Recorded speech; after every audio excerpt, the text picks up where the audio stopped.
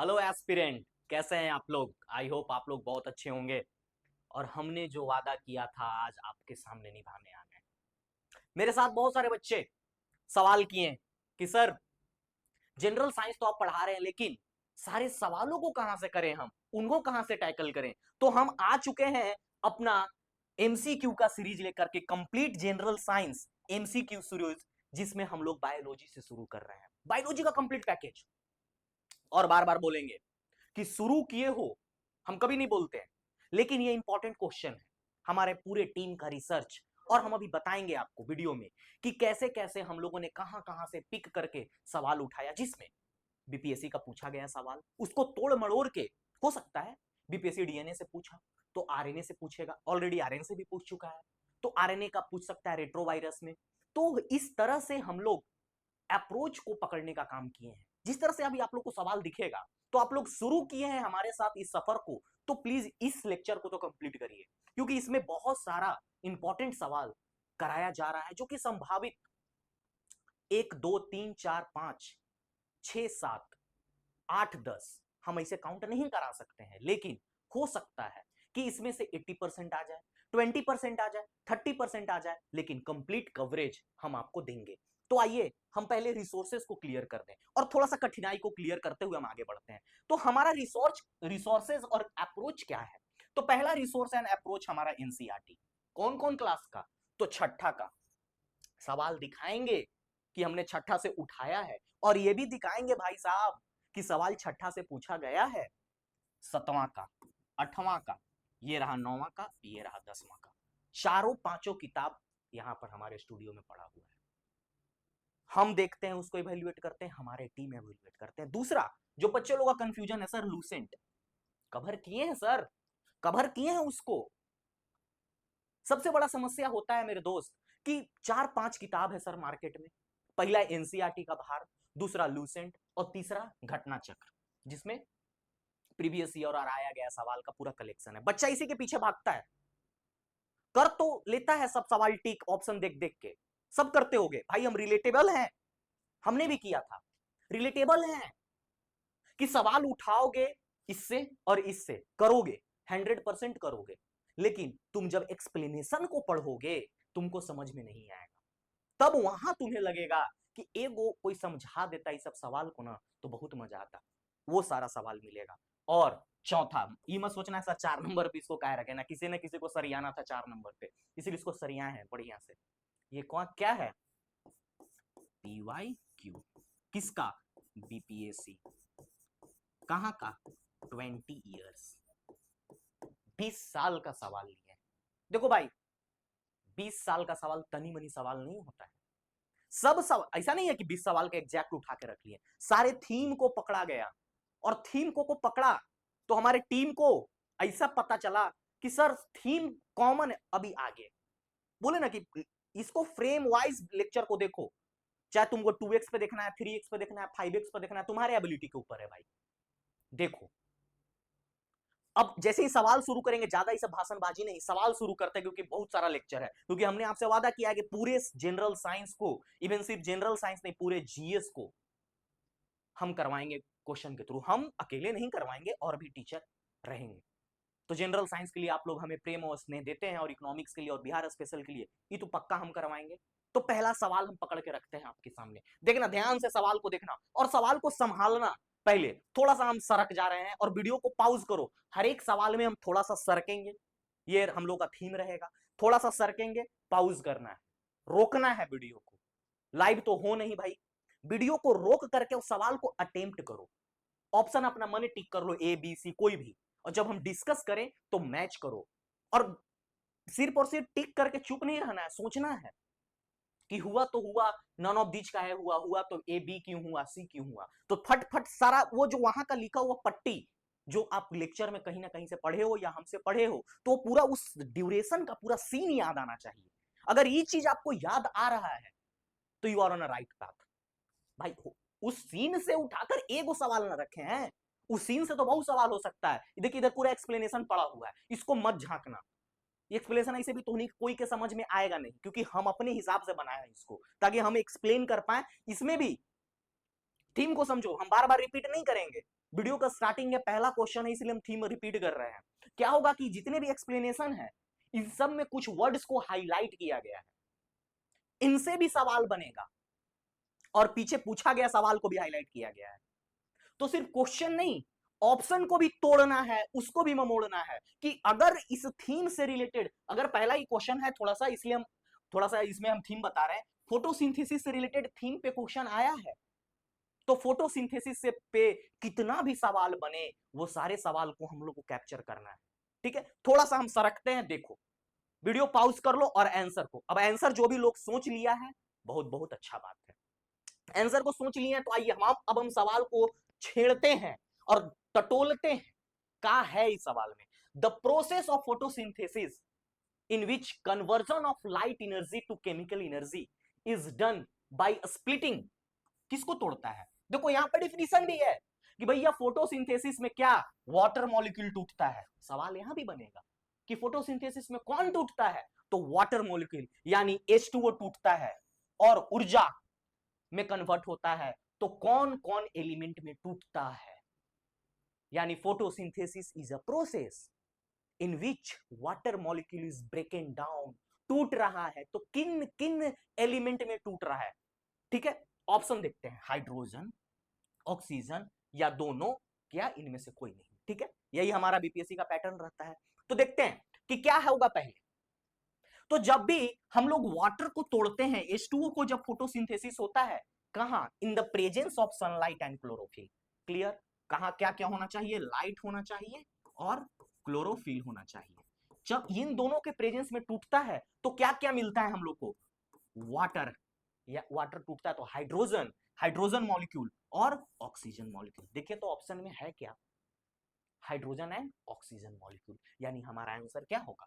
Both 1 and 2। इस तरह से अप्रोच, पहला क्वेश्चन था इसलिए मैं अप्रोच सिखा रहे हैं कि सवाल को हम लोग को ऐसे करना है। तो जब water molecule in the presence of sunlight and chlorophyll टूटता है सर, तो क्या क्या देकर जाता है? Hydrogen and oxygen. तो इस प्रोसेस को क्या कहते हैं? स्प्लिटिंग ऑफ वाटर मॉलिक्यूल को हम लोग कहते हैं फोटोलिसिस। सवाल बना है नहीं बना? ये सवाल ऐसे उलट के पूछ दे कि फोटोलिसिस क्या है, तो splitting of water molecule into hydrogen and oxygen, ये फोटोलिसिस हो गया। ठीक है, देखिए हाइड्रोजन आयन में टूटता है, H+ आयन में टूटता है, जो क्या करता है? Needed for the next stage.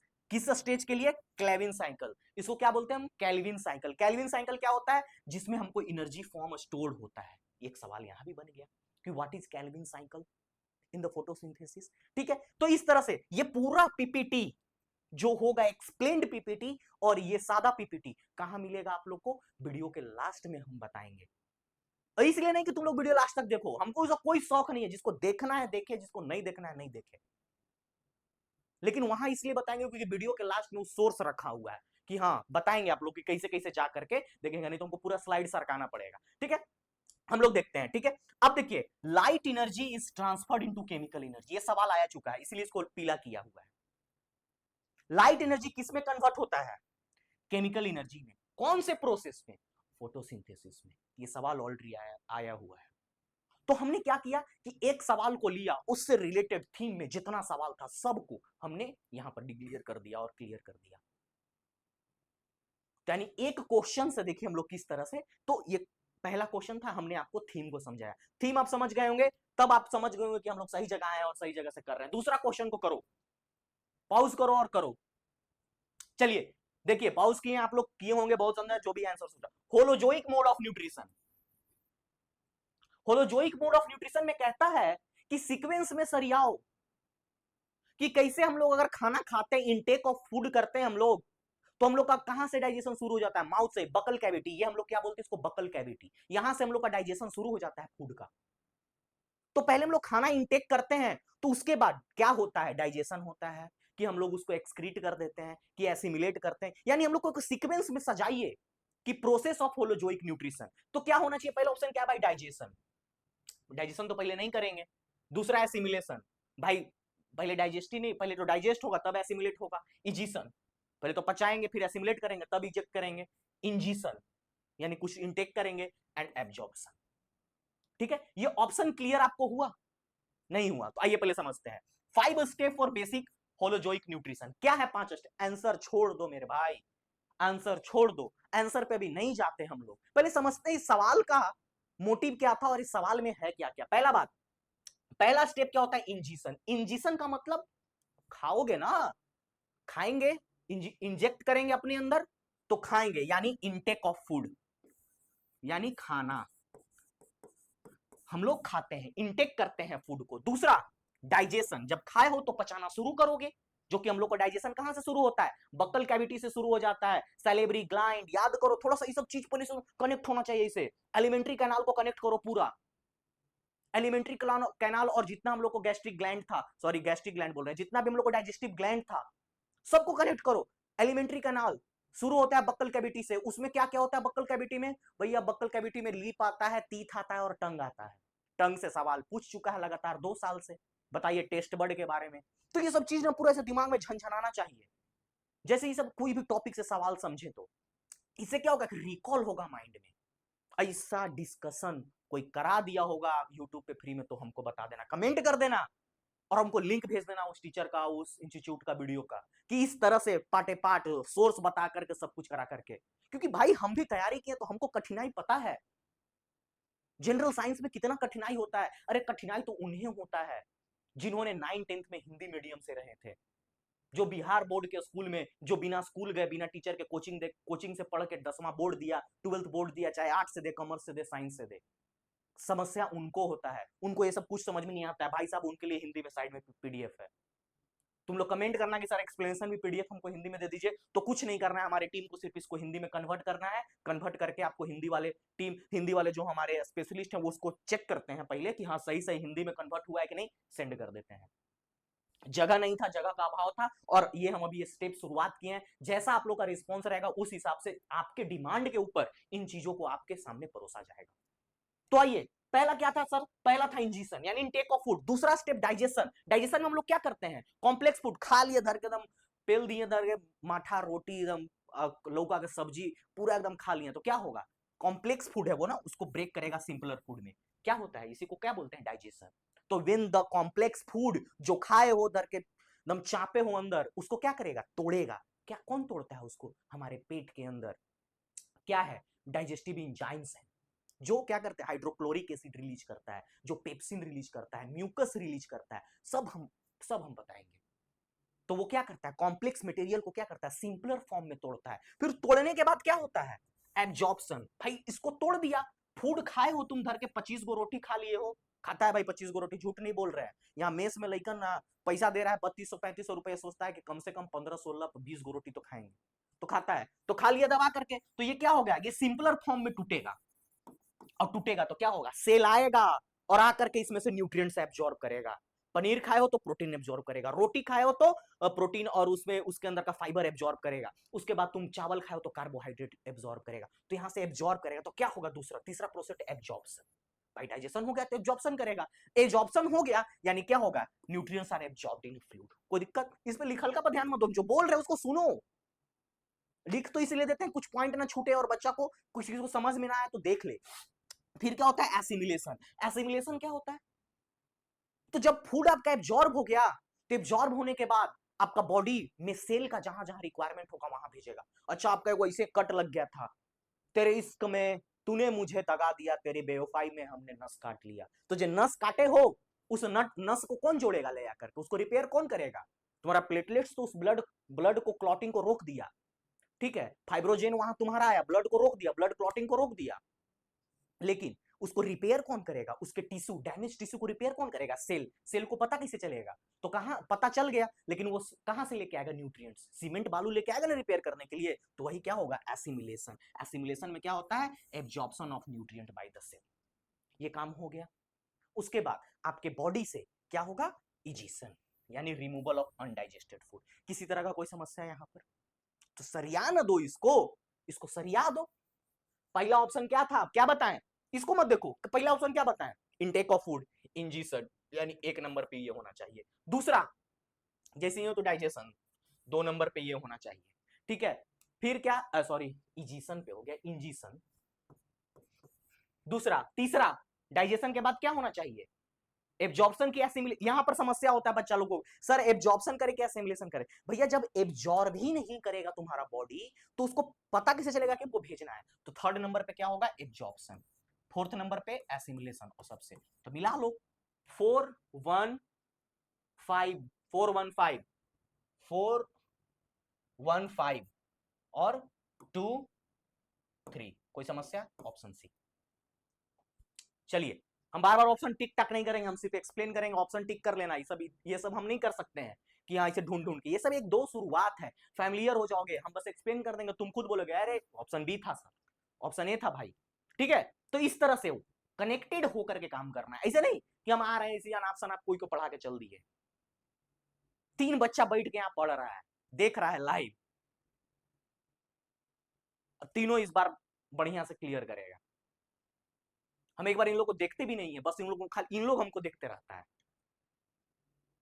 चलिए आगे देखिए, क्वेश्चन नंबर 3 क्या कहता है? द गैस्ट्रिक ग्लैंड, जो gland gastric gland present in the wall of a stomach releases a protein digesting enzyme.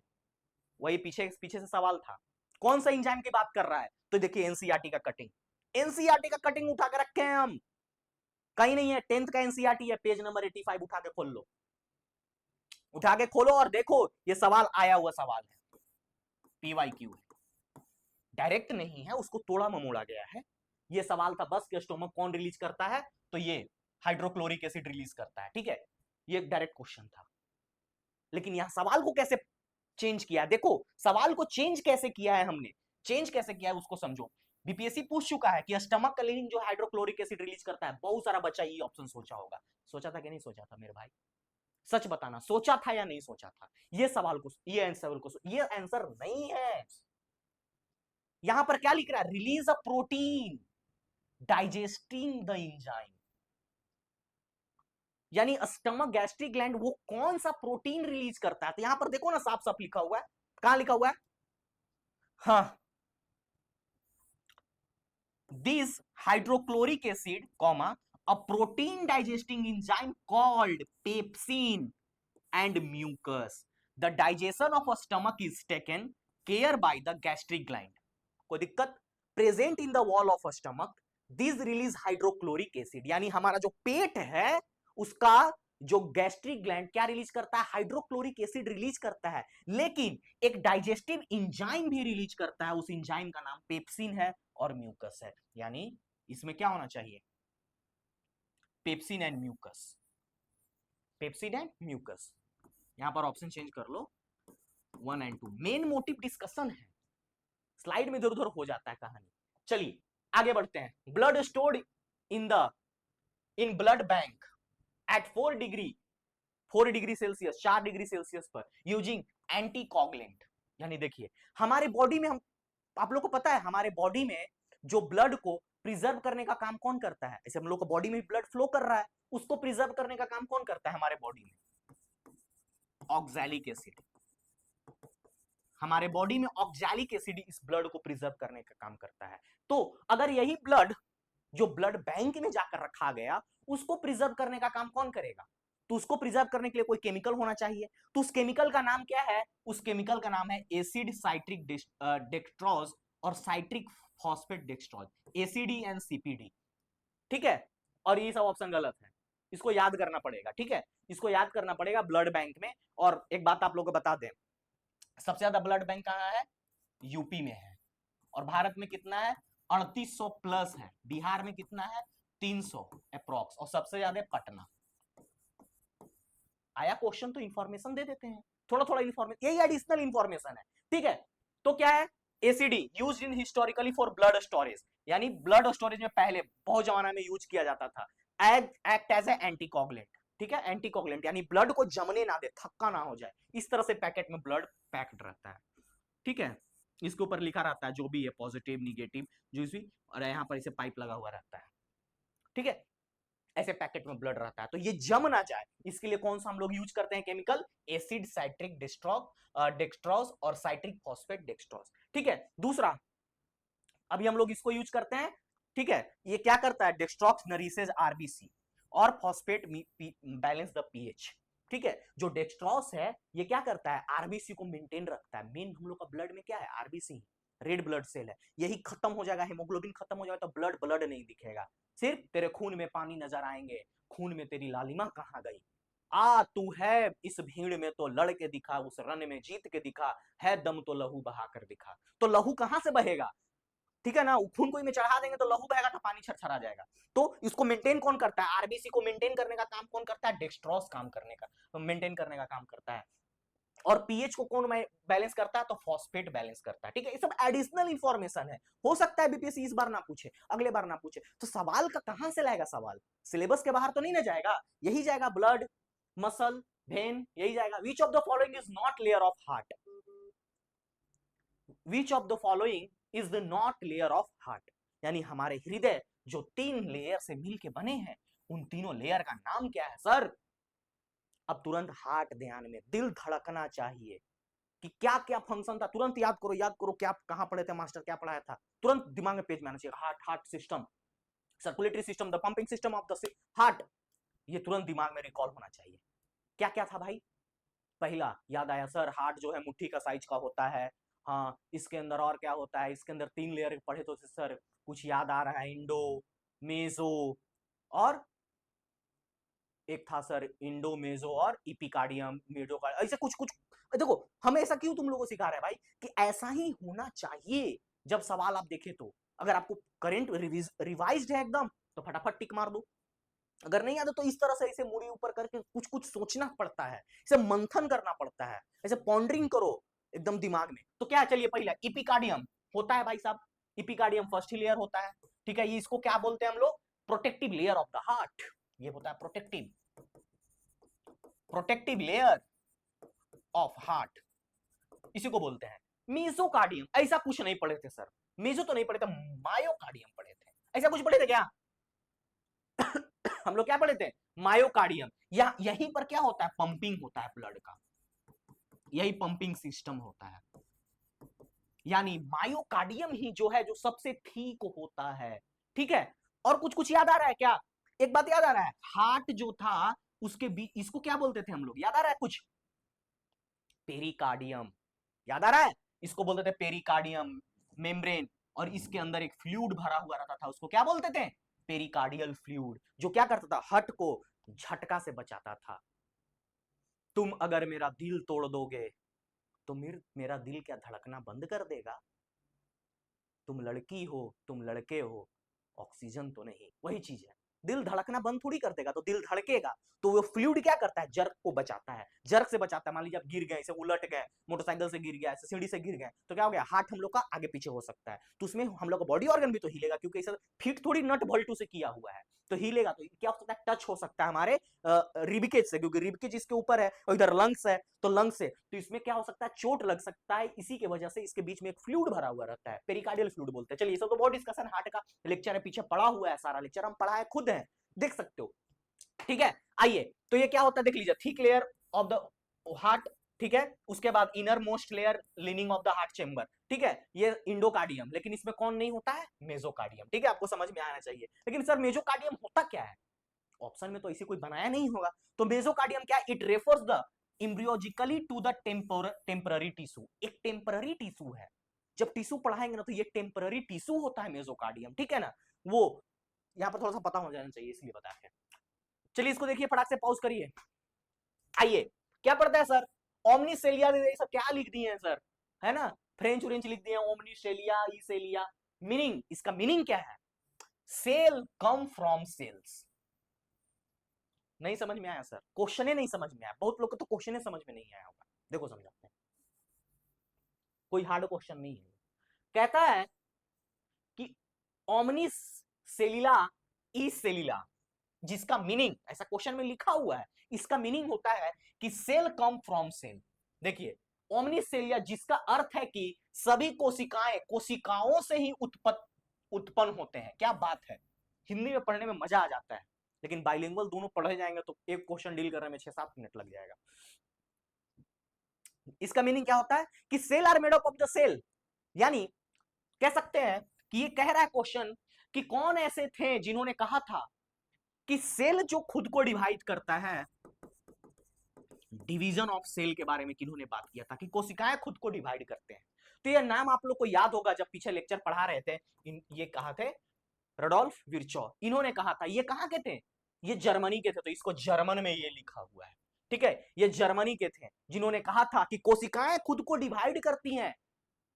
एक सेल हम लोग, एक सिर्फ कोशिका, दो कोशिकाओं के मिलने से हम लोग बने हैं। सोचिए आज हमारे बॉडी में मोर देन, काउंटेबल नहीं है यार, काउंटेबल ही नहीं है, मोर देन बोलना भी गलत बात होगा। मोर देन क्या बोल सकते हैं, कोई डिजिट ही लगाएंगे, 10 लाख, 20 लाख, 10 लाख करोड़, 1 बिलियन, एक क्या बोलते हैं, ट्रिलियन ट्रिलियन लगाएंगे, लेकिन काउंटेबल ही नहीं है। हाँ, जीन्स काउंटेबल है, more than 3000 30,000 gene we have, more than, वो भी 30,000 40,000 से ज्यादा जीन होता है, लेकिन सेल्स तो काउंटेबल अनकाउंटेबल है, ठीक है। Cell arise from pre existing cell, यही वो थ्योरी दिए थे। यानी सेल जो क्या होता है, एक सेल दूसरे सेल को डिवाइड होता है, इसी को इन्होंने कहा था रिप्रोडक्शन।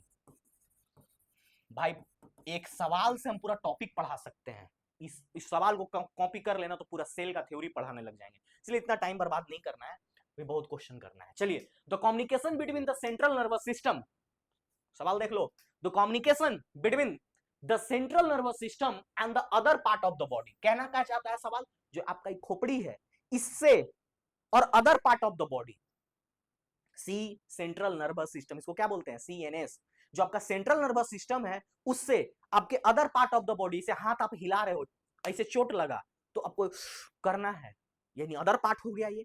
तो इसको मैसेज कौन पहुंचाता है, इनके बीच में, ये सेंट्रल नर्वस सिस्टम और आपके हाथ का अदर पार्ट में कनेक्शन कौन कराता है? स्पाइनल कॉर्ड, पेरिफेरियल या फिसिसेरियल और मोर एंड नन, कौन कराता है? कौन? देखिए, स्पाइनल कॉर्ड तो इसी का खुद का पार्ट हो गया, सेंट्रल नर्वस सिस्टम का ही पार्ट होता है स्पाइनल कॉर्ड, तो ये तो नहीं होगा सर। पेरिफेरियल अभी रखते हैं, विसिसेरियल ये क्या है सर? चलिए इसको देखिए थोड़ा सा, तो हम लोग को जो कम्युनिकेशन कराता है वो कराता है पेरिफेरियल, ठीक है। पेरिफेरियल नर्वस सिस्टम हम लोग को कम्युनिकेशन कराता है, जिसको देखिए, it acts spinal, it is a part of CNS itself. Spinal जो है सीएनएस का ही पार्ट है, स्पाइनल तो ये ऑप्शन में होगा नहीं। पेरिफेरियल नर्वस सिस्टम क्या होता है? Include cranial nerves and spinal cord, connect the CNS, देखिए सेंट्रल नर्वस सिस्टम को लिम्स, ऑर्गन एंड टिश्यू, जितने भी organ and tissue and limbs है उससे इसको कनेक्ट करता है। Main system for sending the information to या फ्रॉम सीएनएस, यानी सीएनएस से या सीएनएस को ये इंफॉर्मेशन भेजने का काम करता है। अब देखिए सर, विसिसेरियल नर्वस सिस्टम क्या है? इसको बोलते हैं हम लोग ऑटोनॉमिक नर्वस सिस्टम। ये क्या होता है? ये जो पीएनएस का पार्ट होता है, ठीक है, ये पीएनएस का पार्ट होता है जिसमें involuntary muscles like heart, lungs and digestion, ये सब क्या इनवॉलेंट्री मसल, जैसे इसमें क्या आ जाएगा, यूरेट्रा भी आ जाएगा, यूरेट्रा भी आ जाएगा, ठीक है। Also facilitate the communication between the CNS and internal organ, जो ये किसके लिए काम होता है? विसिसेरियल नर्वस सिस्टम, जो हमारा इनवॉलेंट्री मसल, जैसे blinking of eyes, blinking of eyes या आइरिस, जो बोलना चाहते हैं आप, तो ये सब इसका कनेक्शन। लेकिन हमारे हाथ, गोड़, लिम्स का कनेक्शन कौन किससे होता है? पेरिफेरियल नर्वस सिस्टम से। किस तक? नर्वस सेंटर, सेंट्रल, माथा, खोपड़ी तक। चलिए next, which of the following statement about variation is not true? Not true है, ध्यान देना यहां पे, क्या नॉट ट्रू है? वेरिएशन होता क्या है भाई साहब? पहले ये दिमाग में क्लिक किया फटाफट, अगर याद करो मेंडल का वो एक्सपेरिमेंट जिसमें उन्होंने क्रो का एग्जांपल लिया था, बीटल का एग्जांपल लिया था, है याद? ये क्लास 10th की किताब में है, मेंडल एक्सपेरिमेंट, जिसमें उन्होंने कहा, आप खुद सोचो ना, कि विभिन्नताएं होना जरूरी नहीं है क्या? अगर आप हम सब कोई एक जैसे होते तो क्या एग्जिस्ट कर पाते? अगर कश्मीर के लोग में विभिन्नता नहीं होता तो क्या वो लोग कश्मीर में जी पाता? अगर कश्मीर के जानवर में विभिन्नता नहीं होता, अगर गायों में विभिन्नता नहीं होता, इंसान तो छोड़ दो, अगर गायों में विभिन्नता नहीं होता तो क्या कश्मीर के लोग कभी दूध पी पाते हैं? अगर बकरियों में विभिन्नता नहीं होता तो क्या कश्मीर के लोग को कभी बकरी नसीब होता? वहां अगर कुत्ते में विभिन्नता नहीं होता, तो विभिन्नताएं क्या करता है? वेरिएशन आपको हमेशा एक सुटेबल इन्वायरमेंट में आपको जीने का एक अवसर देता है। वेरिएशन यानी विभिन्नताएं। अगर 45 डिग्री आज गर्मी है, 46 डिग्री, अगर ये 50 हो जाए तो कोई ऐसा लोग भी होगा जो 50 में अभी भी जी रहा होगा, अगर उसके यहाँ 55 हो जाएगा तो भी जी लेगा, अगर 45 से 50 हो जाएगा तो हम लोग भी जी लेंगे। यानी वेरिएशन है। अगर नहीं होगा, वेरिएशन से एडेप्टेशन आया मेरे भाई। अगर विभिन्नताएं नहीं होता तो आज अगर कोरोना आया होता तो सबको ले डूबता, है कि नहीं? सबका एक ही जैसा सिस्टम होता, अलग वेरिएशन किसी में होता ही नहीं। गांव के आदमी बहुत लोग एकदम बढ़िया से ठठे रहे क्योंकि उन लोग के अंदर वेरिएशन, उसका इम्यून सिस्टम अलग है। तो variation always save you from being extinct. याद रखना एक लाइन, वेरिएशन हमेशा तुम्हें बचाता है लुप्त होने से। चलिए, तो पहला क्या है? Variation is any difference between the individual with in a species. अभी तो वही तो बात कर रहे थे, विद इन अ स्पीसीज यानी एक ही, देखिए ना, विविधता एक ही प्रजाति के व्यक्तियों के बीच कोई भी अंतर होता है। सही बात है, ह्यूमन ह्यूमन, कुत्ता कुत्ता, बकरी बकरी, एक ही प्रजाति, बकरी प्रजाति में भी होता है। भाई statement is correct. Variation is caused by only, देख भाई, जहां कोई वर्ड ऐसे ओनली दिख जाए, एनी दिख जाए, ऐसा कुछ प्रेस कर रहा हो, तो वहां पे थोड़ा सा स्टक होना, थोड़ा सा सोचना। क्या कह रहा है? Variation is caused only by genetic factor. Sir थोड़ा सा, तो अभी तो एग्जांपल आप दे रहे थे कि 45 डिग्री गर्मी हो जाएगा तो हम लोग अडेप्ट कर जाएंगे, लेकिन 55 डिग्री में भी कोई अडेप्ट कर रहा होगा। सर ये तो जेनेटिक फैक्टर नहीं है, ये तो इन्वायरमेंटल फैक्टर है। लेकिन ये भी क्या है? वेरिएशन का एग्जांपल है। जेनेटिक तो मानते हैं सर कि आज हमारे पहले के पूर्वज क्या होंगे, कुछ और होंगे, हम लोग आज कुछ और हैं। तो ये तो जेनेटिक फैक्टर का वेरिएशन हो गया, ये तो समझ में आता है। लेकिन ऑनली कह रहा है, इन्वायरमेंटल का कौन बात करेगा? तो ये सर इस पे थोड़ा डाउट है, इस पे थोड़ा डाउट है, ऐसा डाउट करने का। ठीक है, वेरिएशन कैन बी कंटिन्यूअस और डिसकंटिन्यूअस। सही बात है, कंटिन्यूअस अगर हम लोग क्या करें, प्लांट लगाते लगे तो 45 डिग्री से कभी भी हो सकता है 46 ना हो, 45 कंटिन्यू रहे। इट इज कंटिन्यूअस और डिसकंटिन्यूअस भी हो सकता है, 46 47 48 भी हो सकता है, नहीं तो 45 पे रुक सकता है गर्मी। अब आइए, variation is important for the natural selection, है कि नहीं? वही फिट होगा, नेचर में वही रहेगा जो फिट होगा। The nature will select the fittest among you all. यही तो एग्जांपल था। एक पॉन्ड में, छोड़िए हम 10th का ये मेंडल और डार्विन नहीं करा रहे हैं। एक पॉन्ड में मान ले भाई 40 मछलियां रह रही थी, 40 को मछली रह रहा था इसमें, ठीक है? और दूसरा पॉन्ड, छोड़ो एक ही पॉन्ड का एग्जांपल दो सीजन में लेते हैं। ये मान लेते हैं भाई 2025 का कहानी था, ठीक है? इसमें 40 मछलियां रह रहा था, 40 मछलियां रह रही थी। तो अचानक से क्या हुआ, 2026 में गर्मी बढ़ गया, यहाँ 40 डिग्री गर्मी था, यहां क्या हुआ, 45 डिग्री गर्मी हो गया। तो इनमें से कुछ मछलियां थी जो क्या हो गई थी, अडेप्ट कर गई थी इन्वायरमेंट से, अडेप्ट कर गई थी इस गर्मी से, और यहां बच गई 18-20 को मछली बच गई, बाकी सब मर गई। तो कह सकते हैं ना कि रेस्ट जो मछली थी वो क्या थी, कमजोर थी। तो यानी इन्वायरमेंट उसी को सेलेक्ट करेगा जो ताकतवर होगा, जिसके पास ताकत है इन्वायरमेंट और उसी को सेलेक्ट करता है, और जिसके पास ताकत है जमाना उसी को सल्यूट करता है। If you have no power, the not a dog is going to ask you. एक गली का कुत्ता नहीं तुम्हें पूछेगा। जब तुम्हारे हाथ में सत्ता होगा, जब तुम्हारे हाथ में ताकत होगा, लोग तुम्हें पूछेंगे, लोग तुम्हें पूजेंगे। भाई ये तो नेचर करता है, तो हम तो इंसान हैं, we are the part of the nature, हम लोग भी तो वही करेंगे ना, स्टडी हार्ड। नहीं तो नेचर जब तुम्हें सेलेक्ट नहीं करेगा, तुम कमजोर रहोगे, तो हम कौन होते हैं तुम्हें सेलेक्ट करने वाले? जब नेचर तुम्हें पाल रहा है, नेचर तुम्हें सब कुछ दे रहा है, then then who we are, कि हम तुम्हें सेलेक्ट कर, जब नेचर ही तुम्हें डिसगार्डेड कर रहा है तुम्हारी इस नाकामयाबी के ऊपर, देन हु वी आर। हम लोग तो तुम्हें थूकेंगे, तो दूर से आएगा, थोड़ा दूर से फूंक देंगे तुमको, कुर्सी क्या, तुमको जमीन पे खड़ा होने नहीं देगा। तो always have your stand, be strong, कि यहाँ 4 आदमी के साथ खड़ा हुए तो तुम्हें नेचर ने तुम्हें सेलेक्ट किया है, तो तुम्हें लोग भी सेलेक्ट करें, ठीक है? तो यही ऑप्शन बी जो था हमारे लिए, यही गलत था। ऑप्शन बी क्या था, variation is not only caused by genetic factor, environmental factor भी होता है, जैसे कि न्यूट्रिशन, क्लाइमेट और लाइफस्टाइल, ठीक है?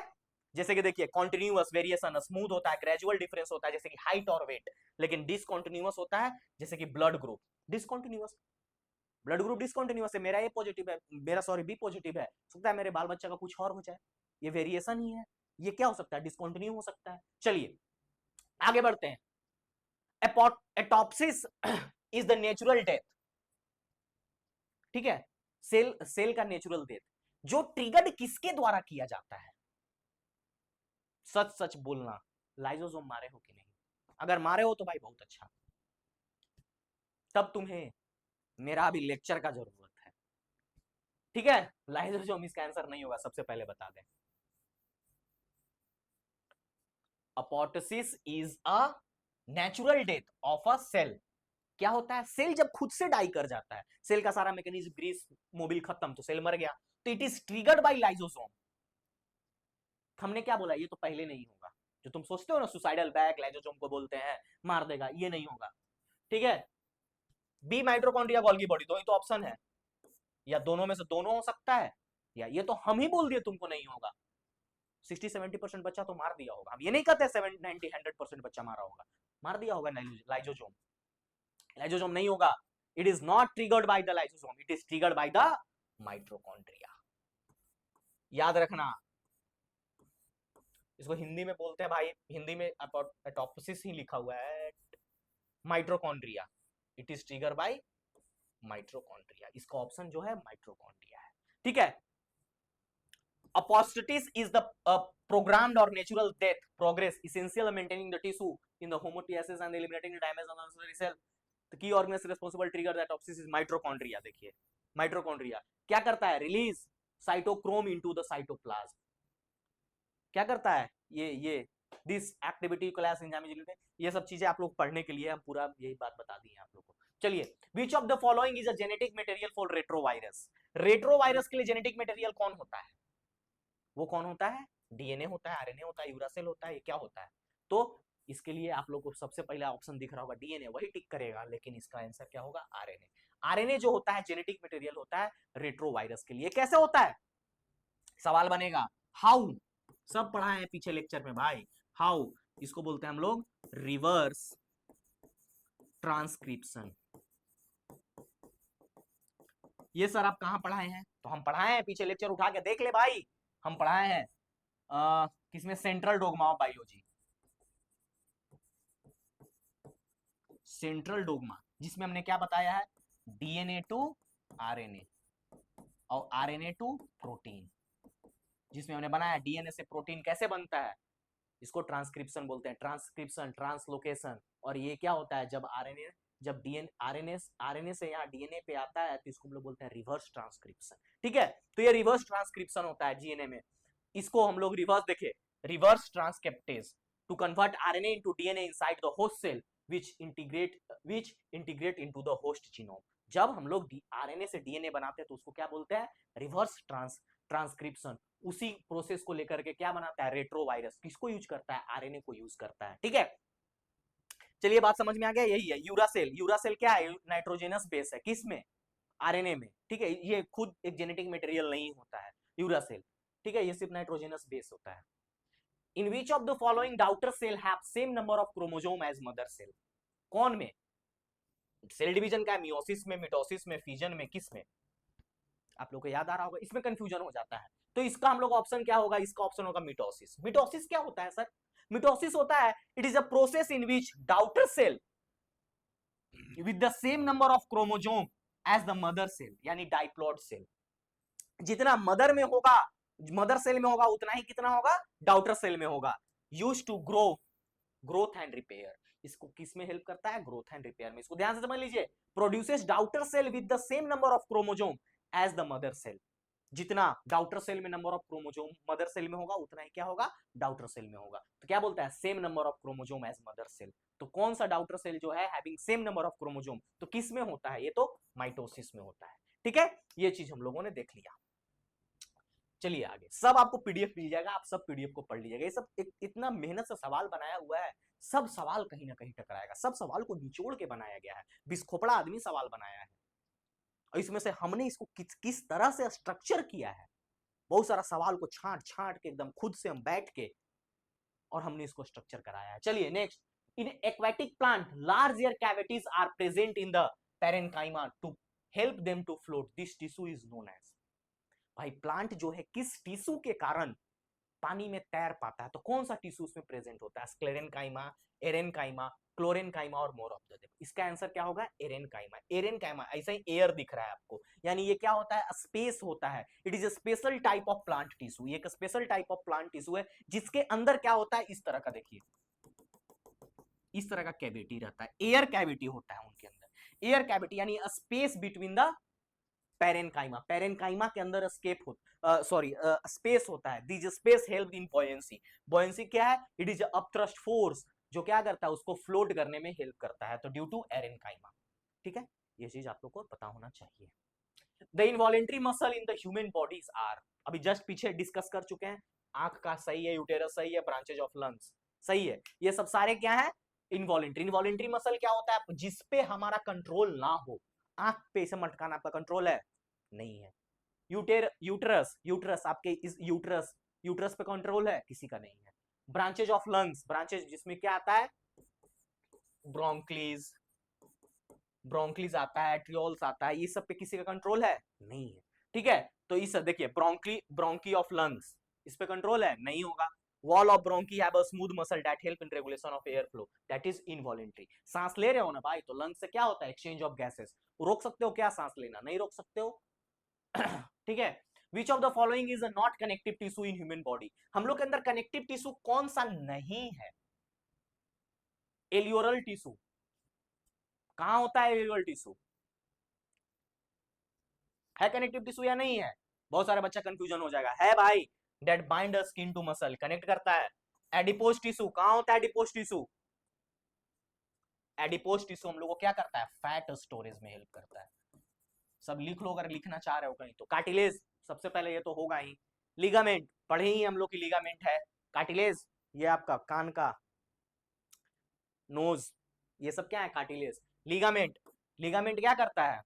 बोन टू बोन जोड़ने का काम करता है, bone to bone. Muscular tissue ये नहीं है, मस्कुलर टिश्यू एक सेपरेट मस्कुलर टिश्यू है। ठीक है, एक सेपरेट कॉन्ट्रैक्शन जो क्या है? मसल है, ये मसल है, ये कनेक्टिव टिश्यू नहीं है, ये हमारे बोन को मूवमेंट में हेल्प करता है, तो ये मस्कुलर टिश्यू नहीं है।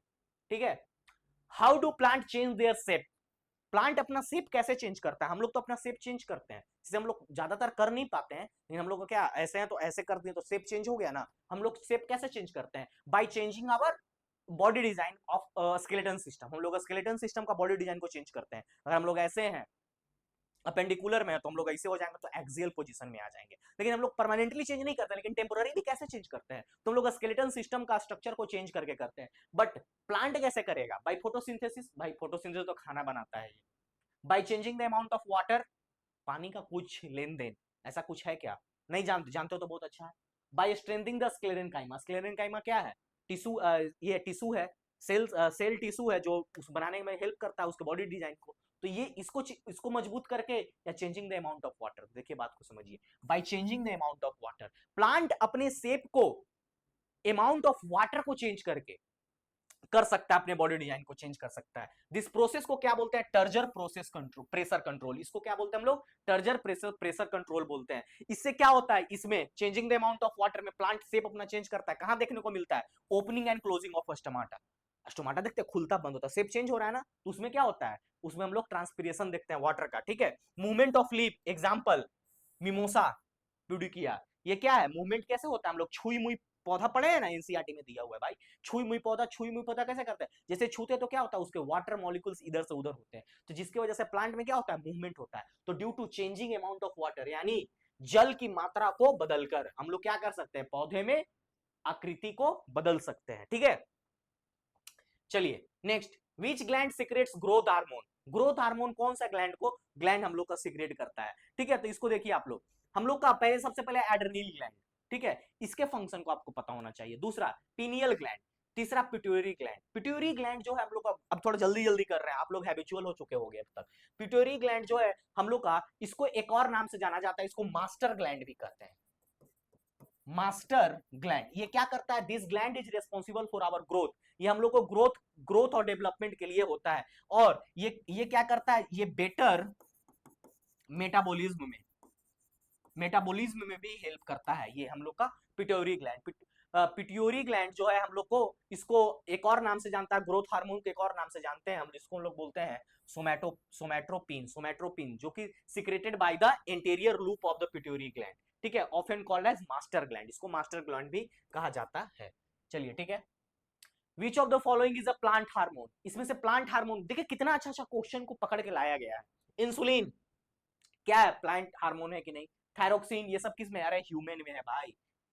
थायरोक्सिन थायराइड बढ़ जाता है, एस्ट्रोजन फीमेल, ये देखिए काइटोकिन, काइटो काइटोकिन किन कहां मिलता है हम लोग को देखने को? साइटोसिनेसिस, काइटोकिनेसिस, ये क्या होता है? सेल डिवीजन को प्रमोट करता है, तो ये क्या है? प्लांट हार्मोन है। बाकी सब क्या है? ह्यूमन का है।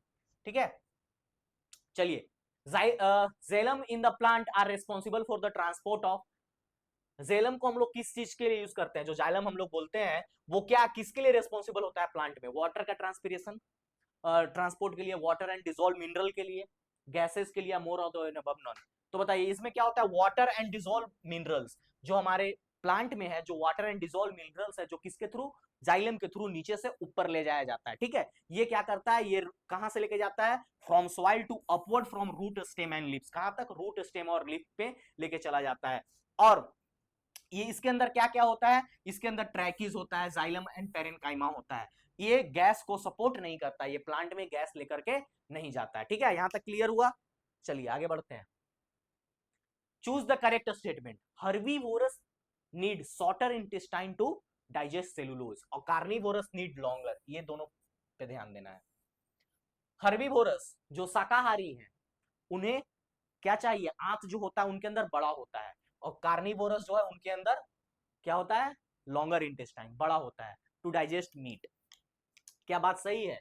अगर सही है तो बताइए ऑप्शन। ये देखिए बात गलत है, उल्टा लिखा हुआ है, इंटरचेंज बात को लिखा हुआ है। ऐसे पिछले साल बीपीएससी पूछ चुका है इंटरचेंज क्वेश्चन को, इसलिए हमने ऐसा बनाया। हर्बीवोरस के अंदर क्या होता है सर? हर्बीवोरस के अंदर लॉन्गर इंटेस्टाइन होता है, उल्टा किया है। इसके अंदर क्या होगा? लॉन्गर, और इसके अंदर क्या होगा? शॉर्टर। अब ऐसा क्यों?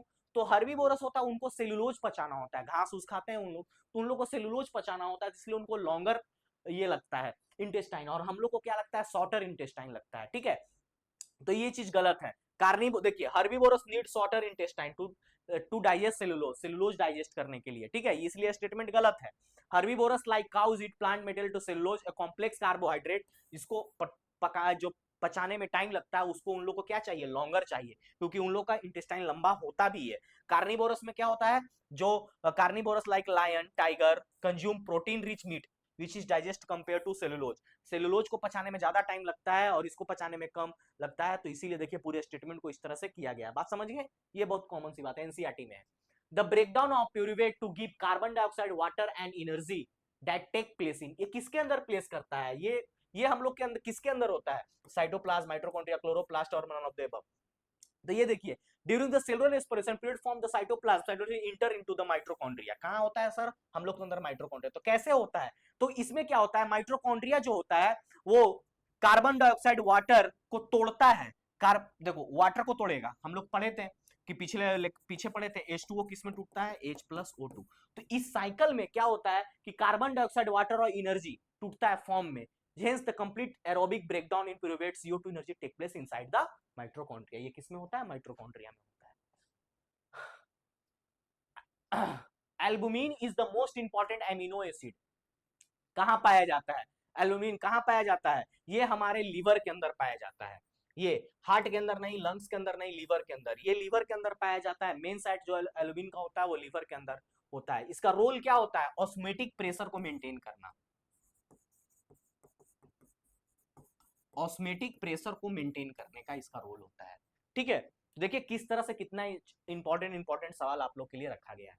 Next, what is the bond between amino acid call, amino acid के बीच में जो बॉन्ड होता है उसको कौन सा बॉन्ड कहा जाता है? इसको हम लोग पेप्टाइड बॉन्ड कहते हैं, इसको हम लोग पेप्टाइड बॉन्ड कहते हैं। ठीक है, ये एमिनो एसिड के बीच में बनता है। पहले देखिए, जो कोवैलेंट बॉन्ड होता है वो किसके अंदर बनता है? वो एमिनो ग्रुप NH2 के अंदर बनता है, जो एमिनो एसिड और कार्बोक्सिलिक ग्रुप के अंदर बनता है। लेकिन जो हमारा एमिनो एसिड के अंदर जो बॉन्ड बनता है वो किसके अंदर, किसके थ्रू बनता है? पेप्टाइड बॉन्ड के थ्रू बनता है। Insect which feed on type of food that is called, यानी किस इंसेक्ट जो है किसी एक टाइप ऑफ फूड के ऊपर डिपेंडेंट रहता है। एक टाइप का फूड कहने का मतलब भाई कोई एक ही प्रकार का खाना खाता है उसको क्या कहेंगे? पॉली, पॉली मतलब मेनी होता है, मोनो का मतलब एक होता है। वन तो यही ऑप्शन होना चाहिए। ठीक है, तो मोनोफेगस बोलते हैं उसको, जो एक टाइप के फूड पे डिपेंडेंट करता है, यानी वो क्या करेगा? सिर्फ एक टाइप का फूड खाएगा। ठीक है, चलिए देखिए, पॉली का मतलब होता है feed on variety of food on host plant, बहुत सारे फूड, एग्जांपल लोक्टकस, बहुत सारा है, ठीक है। तो हम लोग क्या है, ये हम लोग किसको बोलेंगे, द प्लांट और the animal which depend on one type of food, एक टाइप का फूड डिपेंड करेगा, उसको मोनोफेगस हम लोग बोलते हैं। चलिए next, which of the following is the most essential nutrient for the women during her initial stage of pregnancy to prevent birth defects, यानी महिलाओं के अंदर कौन से इन सब में से सबसे ज्यादा इंपॉर्टेंट जो कौन सा ऐसा मिनरल है जो महिलाओं के अंदर होनी चाहिए, जो उनके प्रेगनेंसी के शुरुआत में सबसे ज्यादा इंपॉर्टेंट रोल प्ले करता है, जिससे बच्चा का डिलीवरी आसानी से हो, जिसमें किसी तरह का कष्ट ना हो। तो थायमीन नहीं, फोलिक एसिड, इसका आंसर क्या होगा, फोलिक एसिड। फोलिक एसिड जो है बच्चे का बहुत इंपॉर्टेंट रोल करता है। थायमीन जो विटामिन ए जिसको कहा जाता है, वो किसमें, मेटाबॉलिज्म में हेल्प करता है, तो ये वो इतना इंपॉर्टेंट नहीं है। इस पे देखिए, ये formation of neutral tube which later develop into a baby brain and spinal cord, ठीक है। जो इसका फंक्शन क्या है, फोलिक एसिड, क्यों सर, तो फोलिक एसिड इसलिए क्योंकि जो फोलिक एसिड न्यूट्रल ट्यूब बनाता है, जो क्या करता है, बेबी के ब्रेन और स्पाइनल कॉर्ड को डेवलप करने में बहुत कारगर होता है।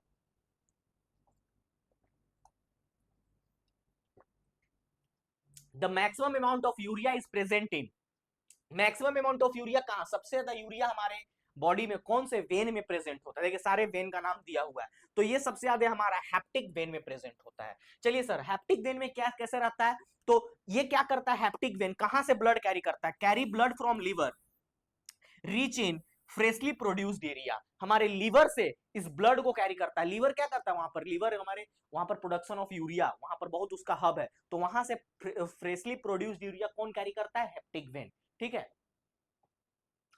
Cell wall of Spirogyra contains called, cell wall of Spirogyra, Spirogyra उसको ग्रीन एल्गी भी, एल्गी के नाम से जाना जाता है, जिसके अंदर जो क्या होता है, सेलुलोज का बना हुआ रहता है। Cell wall of Spirogyra is made up of cellulose. Chitin जो फाउंड होता है fungal cell wall, that is exoskeleton, exoskeleton जैसे arthropod and not algae, algae में पाया जाता है कौन सा, फंगल जो काइटिन, काइटिन स्पाइरोगैरा में हम लोग क्या करते हैं, इसको ग्रीन एल्गी भी कहते हैं, जो किससे बना होता है, सेलुलोज से बना हुआ होता है।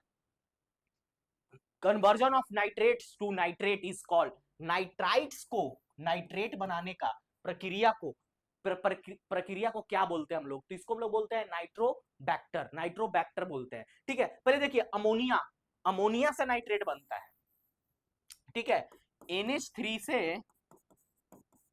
NO2 बनता है, ठीक है, इसको हम लोग क्या बोलते हैं, नाइट्राइट।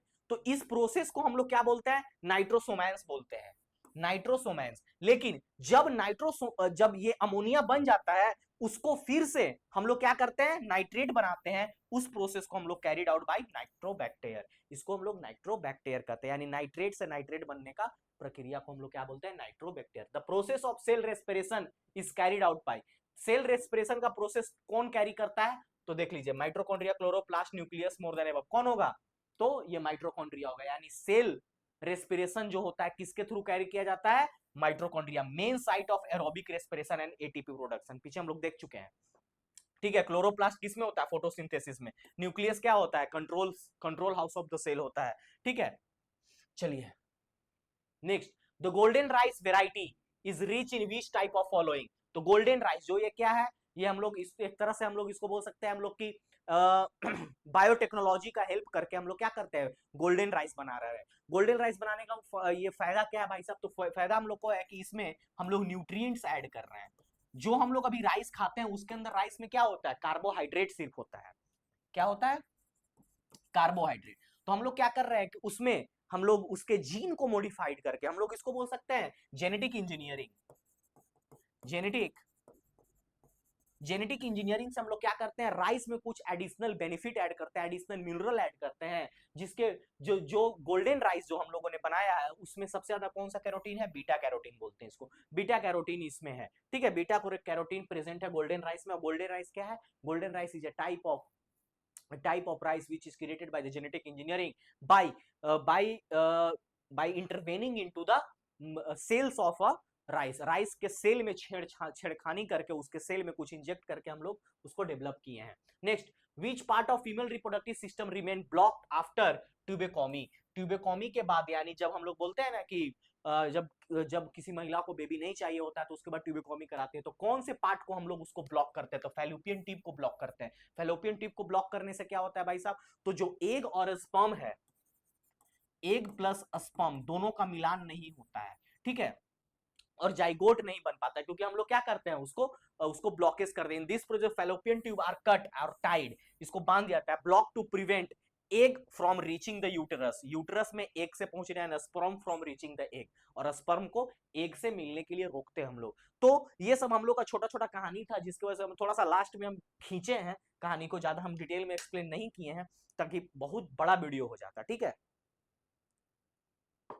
तो हमने 30 क्वेश्चन को आज लिया था। आप लोग कमेंट करके नीचे जरूर बताइएगा क्वेश्चन का अटेम्प्ट कैसा लगा, एक्सप्लेनेशन क्या था क्या नहीं था, वो हमको पता है कि क्या था क्या नहीं था, क्योंकि हमने लास्ट में एक्सप्लेनेशन को खींचा है जल्दी जल्दी, स्टार्टिंग में धीरे धीरे था पेस। मेन मकसद था आप लोगों को क्वेश्चन दिखाना, ठीक है, क्वेश्चन दिखाना, क्वेश्चन को करना कैसे है। तो आप लोग इस सारी चीजों को देखे, आप लोगों को क्वेश्चन किस तरह का कैसा लगा, आप लोग कमेंट जरूर करिए, कमेंट करके बताइए। और हम बोले थे कि लास्ट में आप लोग को बताएंगे पीपीटी कहाँ मिलेगा, तो कॉन्टेक्ट कर सकते हैं इस पे डायरेक्ट आप लोग, किसी तरह का समस्या हो। लेकिन पीपीटी के लिए मत करना, पीपीटी के लिए आप लोग को क्या करना होगा, सिविल संग्राम का ये हमारा टेलीग्राम चैनल है, यहाँ पर आप लोग को अपलोड हो जाएगा। तो यहाँ पर जैसे ये वीडियो अपलोड होगा जिस दिन, उस दिन सेम टाइम पे ये हम लोग को अपलोड हो जाएगा, तो आप लोग वहां से जाकर के देख सकते हैं। और आप लोग इंस्टाग्राम पे सिविल संग्राम को फॉलो करिए जाकर के, यहाँ पर आपको करंट अफेयर्स का लेटेस्ट अपडेट मिलेगा। और आप लोग हमारे वेबसाइट पे विजिट करके यहाँ पर हम लोग सारे प्रोडक्ट्स और हम लोग को यहाँ पर आप लोग देख सकते हैं। चलिए, इसी के साथ हम आपको बोलेंगे कि इस तरह से क्वेश्चन को करते रहिए, और इसके पीपीटी को लेकर के किसी भी तरह का समस्या हो, डायरेक्ट इस चैनल पे जुड़िए, इस पे फोन करिए, मैसेज करिए, किसी तरह का समस्या हो तो हमें जरूर बताएं। और हम यही चाहते हैं कि आप लोग इसी तरह से मेहनत करते रहें, पढ़ते रहें, और किसी तरह का समस्या हो तो जरूर कांटेक्ट करें। यूं ही हंसते रहो, मुस्कुराते रहो, मन लगा के पढ़ते रहो। बहुत बहुत धन्यवाद, थैंक यू।